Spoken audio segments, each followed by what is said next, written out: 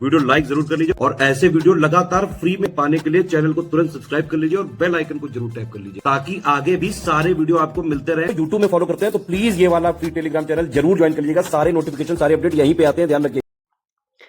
नमस्कार दोस्तों, स्वागत है आपका यूपीपीएससी बेस्ट ऑनलाइन कोचिंग के इस यूट्यूब चैनल पर। साथियों, आज की इस वीडियो में हम लोग इंडियन ज्योग्राफी से एक महत्वपूर्ण बिंदु मरुस्थल और शुष्क क्षेत्र इसके बारे में देखेंगे। यह क्लास सभी प्रकार के प्रतियोगी परीक्षाओं के लिए समान रूप से उपयोगी है। तो चलिए दोस्तों, बढ़ते हैं आज के इस इंटरेस्टिंग क्लास पर। इससे पहले आप वीडियो को लाइक ज़रूर कर दीजिएगा और चैनल पर अगर पहली बार विजिट किए हैं तो सब्सक्राइब करना ना भूलिएगा। दोस्तों, अगर मरुस्थल की बात करें, मरुस्थल क्या होता है? देखिए, मरुस्थल का मतलब है आप दिमाग में रेगिस्तान आ रहा होगा कि सामान्यतः जहाँ पे चारों तरफ बालू दिखाई देता है, पानी का नामो निशान नहीं होता, उसे मरुस्थल कहते हैं। और शुष्क क्षेत्र का मतलब सूखा क्षेत्र है। लेकिन अगर ज्योग्राफी की दृष्टि से देखेंगे तो बातें थोड़ी सी अलग होती है। देखिए, यहाँ पे बताया गया कि 25 सेंटीमीटर वार्षिक वर्षा या उससे कम वर्षा वाले क्षेत्र को मरुस्थल कहते हैं। कोई भी ऐसा क्षेत्र जहाँ पर वार्षिक वर्षा 25 सेंटीमीटर होती है या फिर उससे कम होती है तो उसे मरुस्थल क्षेत्र घोषित किया जाता है। देश का 12% भौगोलिक क्षेत्र, देखिए अगर देश की बात करें तो देश का जो पूरा क्षेत्रफल है 32,87,263 वर्ग किमी है।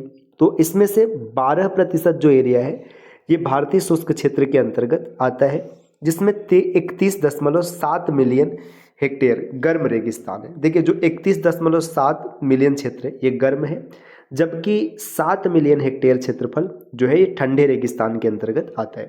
तो बड़ा सिंपल सा डेफिनेशन आप यहाँ से याद कर सकते हैं, फैक्ट को रट सकते हैं कि कोई भी ऐसा क्षेत्र जहाँ पर वर्षा 25 सेंटीमीटर या उससे कम वर्ष भर में होती है उसे मरुस्थल कहते हैं। देश का 12% भौगोलिक एरिया इस हिस्से में आता है, जिसमें 31.7 मिलियन जो है गर्म रेगिस्तान है और 7 मिलियन जो है ये ठंडा रेगिस्तान के अंतर्गत आता है। जैसे राज्यों की बात करें तो प्रमुख राज्य हैं राजस्थान, गुजरात, पंजाब, हरियाणा, महाराष्ट्र, कर्नाटक और आंध्र प्रदेश। देखिए, ये सब जो है ना, ये आंध्र प्रदेश तक ये क्या है, ये सब गर्म मरुस्थल में आएंगे। और जम्मू कश्मीर, जम्मू कश्मीर अभी वर्तमान में लद्दाख और जम्मू कश्मीर में बट गए, तो ये ठंडे मरुस्थल में आते हैं। 1952 में मरु वनीकरण केंद्र की स्थापना जोधपुर में की गई। तो मरु वनीकरण केंद्र, इसकी स्थापना 1952 में हुई है और इसका मुख्यालय कहाँ पर है? जोधपुर में है, जिसका बाद में विस्तार 1957 में मरु वनीकरण एवं मृदा संरक्षण केंद्र के रूप में किया गया। तो बाद में क्या किया गया, इसे विस्तारित किया गया और इसे मरु वनीकरण के साथ साथ मृदा संरक्षण क्षेत्र के रूप में भी आगे बढ़ाया गया।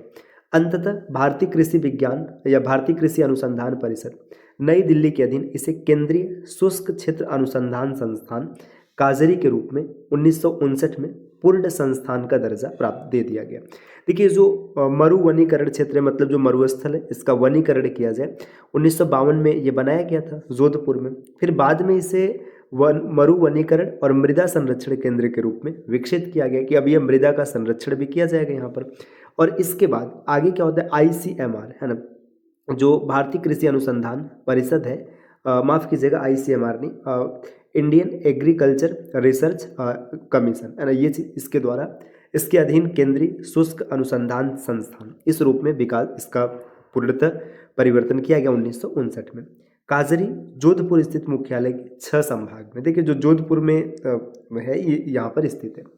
इसके 4 क्षेत्रीय अनुसंधान केंद्र विभिन्न कृषि जलवायु स्थितियों में स्थानाधारित समस्यानुगत अनुसंधान हेतु है। देखिए, इसमें 6 है, जिसमें से 4 क्या है कि कृषि जलवायु स्थिति में जो समस्या है उस पर काम करेंगे। विशाल भारतीय मरुस्थल अरावली पहाड़ियों से उत्तर पूर्व में स्थित। देखिए, जो विशाल भारतीय मरुस्थल है ये अरावली पर्वत श्रृंखला जो है इसके उत्तर पूर्व में स्थित है। तो अरावली पर्वत श्रृंखला के उत्तर पूर्व का जो क्षेत्र है ये मरुस्थल है। यहाँ पर वार्षिक वर्षा 150 मिलीमीटर से भी कम होती है। देखिए, अगर 1 मिलीमीटर की बात करें तो एक सेंटीमीटर की बात किया जाए तो 1 सेंटीमीटर में होता है 10 मिलीमीटर। तो यहाँ पर अगर देखा जाए तो वार्षिक वर्षा 150 मिलीमीटर मतलब 15 सेंटीमीटर से भी कम होती है। और परिणाम स्वरूप यह एक शुष्क और वनस्पति रहित क्षेत्र है। अब जब वर्षा ही नहीं है तो यह जो क्षेत्र है शुष्क हो गया, सूखा हो गया, और यहाँ पर वनस्पति भी नहीं है। ढाल के आधार पर मरुस्थल को दो भागों में बांटा जा सकता है। अगर ढलान के हिसाब से देखा जाए, जो ढाल है कि किधर इसका ढाल है, तो मरुस्थल दो श्रेणी में बांटा जा सकता है। सिंध की ओर ढाल वाला उत्तरी भाग, जो सिंध की ओर जिसका ढाल है वो उत्तरी भाग है, और कच्छ के रन की ओर ढाल वाला दक्षिणी भाग। देखिए, जो मरुस्थल का उत्तरी भाग है, उत्तरी भाग मतलब जो ऊपर की ओर का एरिया है, इसका ढाल सिंध की ओर है, और जो नीचे का एरिया है मतलब नीचे दक्षिणी ढाल है, ये कहाँ पर है, तो ये विशेष तौर पर कच्छ के रन की ओर ये ढाल है। मरुस्थल के दक्षिणी भाग में बहने वाली लूनी नदी महत्वपूर्ण। देखिए, मरुस्थल का जो दक्षिणी भाग है, इसमें एक नदी है लूनी नदी, ये काफ़ी महत्वपूर्ण है, यहाँ से पेपर में भी प्रश्न पूछा जाता है। भारत के उत्तर एवं पश्चिमोत्तर भाग में मरुस्थल का विस्तार है। भारत में अगर आप देखेंगे, जैसे भारत का एक मैप अगर आप ऑड से ऐसे यहाँ पे हम लोग ड्रॉ कर रहे हैं, अगर इस मैप को अगर देखेंगे, जैसे मान के चलिए एक ऑड सा यहाँ पे है, ठीक, तो इसमें जो भारत का उत्तर और, रुकिए पहले मैप को पूरा ड्रॉ कर लेते, ठीक, ये एक ऑड सा मैप है, इसको मतलब यहाँ पे ये थोड़ा सा ये छूट गया, ठीक, ऐसे देखिए, तो भारत का मैप हम लोगों ने ड्रॉ कर लिया। तो ये बताया जा रहा है कि यहाँ पर जो मरुस्थल का विस्तार है, उत्तर और पश्चिमोत्तर, उत्तर कहने का मतलब ऊपर और पश्चिमोत्तर का मतलब ये वाला जो एरिया है, राजस्थान, पंजाब, ये सब एरिया है ना, इधर भारत में मरुस्थल का विस्तार है, यही चीज़ यहाँ पर बताया गया है।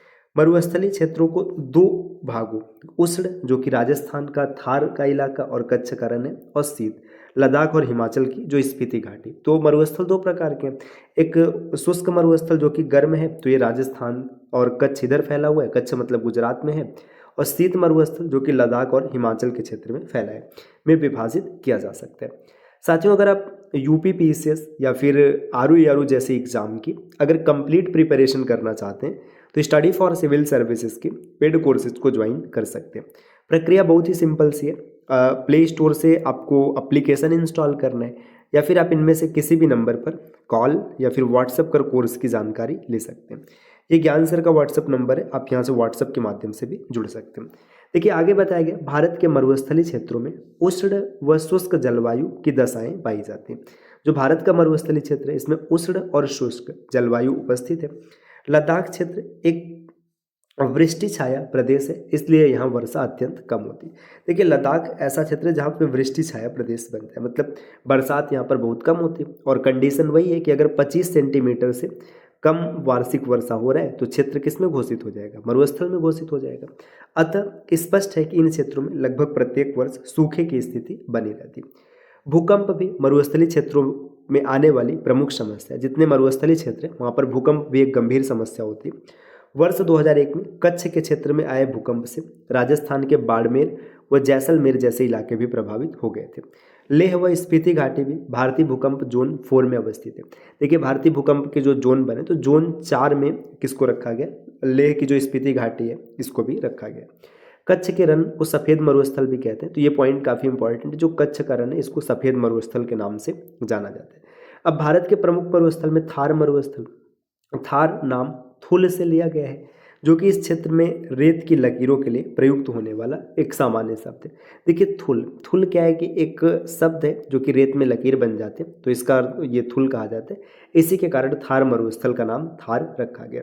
यह उत्तर पश्चिमी भारत के राजस्थान राज्य में और पूर्वी पाकिस्तान के पंजाब और सिंध प्रांत में विस्तृत है। तो जो थार मरुस्थल है ये भारत के राजस्थान और साथ ही साथ पाकिस्तान का पंजाब और सिंध के प्रांत में फैला हुआ है। थार रेगिस्तान एक शुष्क क्षेत्र है जो कि 2 लाख वर्ग किमी तक फैला हुआ है।